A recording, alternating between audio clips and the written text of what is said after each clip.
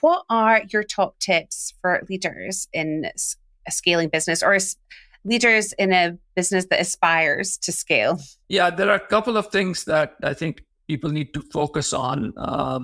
One is establishing a company culture, because as you grow rapidly, you have to hire people that are compatible with your company culture.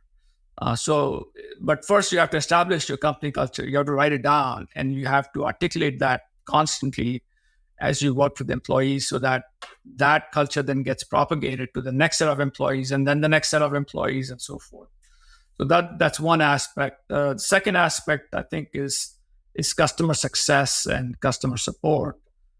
Making sure that your customers love your product, that they don't just buy it and don't use it.